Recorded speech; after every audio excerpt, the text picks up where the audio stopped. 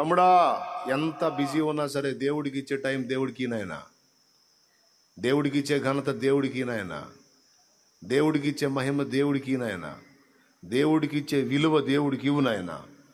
ఆయనను పక్కన పెట్టి మనుషులకి ఇవ్వవాకు, ఆయన్ని పక్కన పెట్టి దేనికి ఇవ్వవాకు. నేను చెప్తున్నా, నువ్వు దేవుణ్ణి మయంపరిచి, దేవుణ్ణి హత్తుకొని, దేవుణ్ణి గణపరిచి, అన్నిటికంటే ఉత్తమంగా దేవుణ్ణి నీ గుండెల్లో పెట్టుకో. నీ ఆశీర్వాదాన్ని, అభివృద్ధిని ఎవ్వడు ఆపలేడు. నీ ఎదుగుదలను ఏ ఒక్కరు అణచలేరు. ఆయన దృష్టికి చూసుకోను అంతే. తర్వాత మనుషులందరి దృష్టికి కూడా యోగ్య ప్రవర్తన కలిగి ఉండమన్నాడు పౌలు మహనీయుడు. కనుక సాధ్యమైనంత వరకు మనుషులకు అభ్యంతరకరంగా లేకుండా జాగ్రత్త పడు. అది 2. ఒకటి ప్రభు దృష్టికి, 2ది మనుషుల దృష్టికి కూడా యోగ్యమైన వాటిని చూసుకొని జాగ్రత్తగా చేయి. అయినా శత్రువు ఉన్నాడు కదా, గుంటనక్క వాడు పాప ఈ తిక్కలోళ్ళని, ఈ భూమి మీద ఉన్న మనుషులు కొంతమంది తిక్కలోళ్ళు ఉంటారు, వాళ్ళని ప్రేరేపిస్తాడు నీ మీదకి రకరకాలుగా ఏదో నిన్ను డిస్టర్బ్ చేయడానికి. అప్పుడు లెక్క చేయొద్దు. నువ్వు హ్యాపీగా వెళ్ళిపో, ముందుకు సాగిపోతే దేవునికి వెళ్ళే చూడు. నువ్వు ఎన్నన్నా రాని ఆయనకి వెళ్ళే చూడు. నువ్వు స్థిరంగా నిలబడతావు. నీకు గుంటలు తీయాలనుకున్న వాళ్ళందరూ గుంటలోకే పోతారు.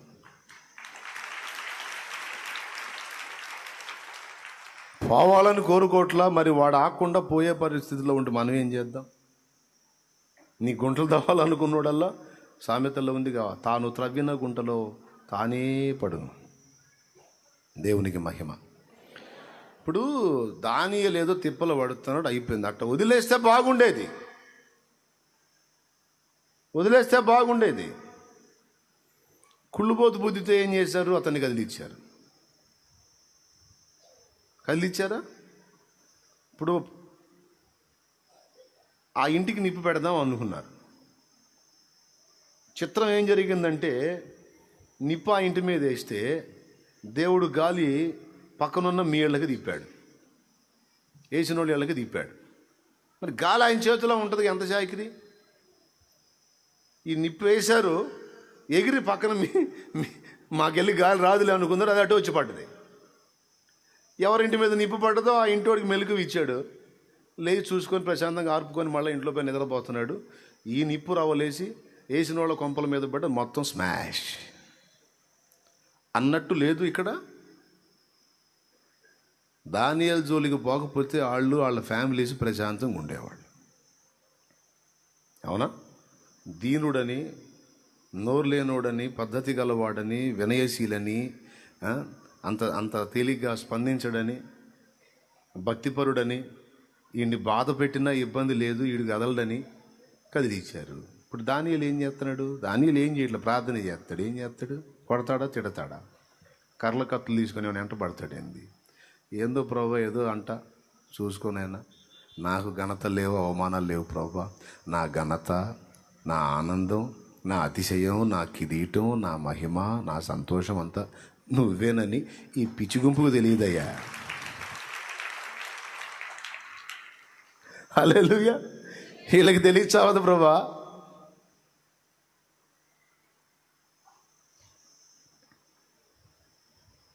ఏందో చూడు అంటాడు, ఇంకేం చేస్తాడు? ఏమీ చేయడు. ఇప్పుడేం జరిగింది? దానియేలుని సింహాల పాలు చేద్దామంటే ఇప్పుడు సింహాల నోట్లు ఎవరు పడ్డారు?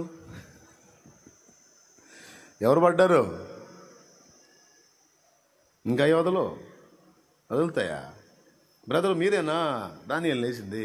ఓహో, మాకు ఆహారం ఇవ్వడానికి ట్రై చేశారా? Thank you brother. మీరు అనుకోలేదు, సర్లే అని వెళ్ళిపోతాయా? ఎంత ఆ మాట స్పష్టంగా రాశాడు. వారిని చీల్చివేసి వారి ఎముకలను సైతము పగులగొరికి పొడి చేసిననుంది.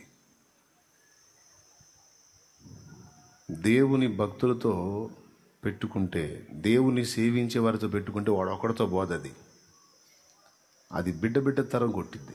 అంత డేంజర్. పెట్టుకోకూడదు. పశ్చాత్తాపడి మారు మనసు పొందాలి. పక్కవాడికి కీడు కల్పింపజూసే ఆలోచన ఎవడు చేసినా పరుల జోలికి పోవచ్చు. నువ్వు విశ్వాసివైనా, సేవకుడివైనా, పరిచారకుడివైనా, పరిచారకురాలివైనా, సేవకురాలివైనా, నువ్వెవరివైనా పరుల జోలికి పోవచ్చు ఉన్న పరిస్థితుల్లో ఉండొద్దు. ప్రార్థన చేయి, దేవుడే చూసుకుంటాడు. ఎవడికి ఏది ఇవ్వాలో ఆయనకి తెలుసు బాగా.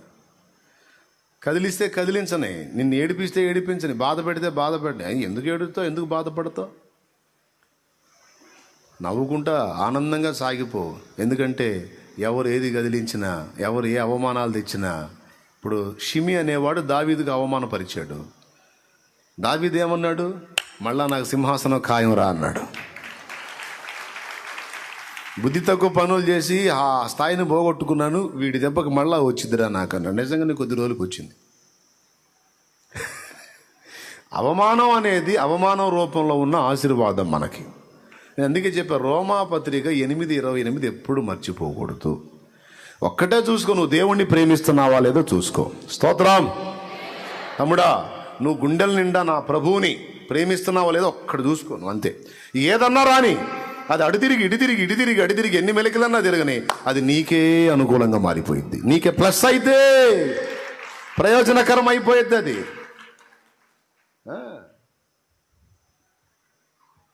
కూకటి వేళతో సహా పెకలిద్దాం అనుకున్నాడు. ఇప్పుడు బ్రాండ్ ఏ సిమెంట్ బాగా రన్నింగ్లో ఉంది? పెన్నా సిమెంటా? ప్రజెంట్ పార్టీ వాళ్ళది భారతీయ సిమెంట్ లైన్లో ఉంటుందా? ఆ సిమెంట్ వేసి వాడు నీకు గుంట తవ్వాలని, నిన్ను పాడు చేయాలని, పతనం చేయాలని చూసినోడు, వాడు చేసిన చర్య వల్ల నిన్ను ఇంకా స్థిరపరుస్తాడు దేవుడు. ఎవరైనా. మరి వాళ్ళకేం జరిగింది? ఏం జరిగింది ఇక్కడ లేఖనం చెప్పింది. కాబట్టి ఇందు మూలంగా మీ యవన మందికి తెలియజేయటం ఏమనగా, దేవునికి నమ్మకంగా ఉన్నవాడు మనుషుల ముందు కూడా నమ్మకంగా వ్యవహరించగలుగుతాడు. దేవునికి నమ్మకంగా బ్రతకటాన్ని నేర్చుకోవాలి. అర్థమైన వాళ్ళు చేతులు ఎత్తండి. నిజంగా అర్థమైందో? ఏదో పొద్దున కోటానికి వచ్చి 4 ముక్కలు వినాలని వింటున్నారా? నీకు దండం పెడతా. క్లియర్గా చెప్తున్నా, నమ్మకంగా ఉండండి దేవునికి. 2, నిర్దోషం. దేవుడు ఏమనుకుంటున్నాడు? అసలు నేను ఇలా చేయటం వల్ల దేవుడు ఎలా ఫీల్ అవుతాడు? అసలు ముందు దేవుడు ఏమనుకుంటాడు? దీన్ని బట్టి సంతోషిస్తాడా? దీన్ని బట్టి బాధపడతాడా? అట్లయితే నేను చేయకూడదు. సంతోషిస్తాడు, అట్లయితే చేయాలి. నా దేవుడు ముఖ్యం, నాకు దేవుడే. దేవుని ముందు నిర్దోషంగా నడుచుకో. ఇక మనుషులు మొత్తం ఏకమై దోషి దోషి దోషి దోషి దోషి దోషి దోషి దోషిన వాళ్ళ గొంతులు జించుకొని అవి మొత్తం పోయిందా కేకలు వేసుకున్నా సరే నీకు సింహాసనం ఖాయం.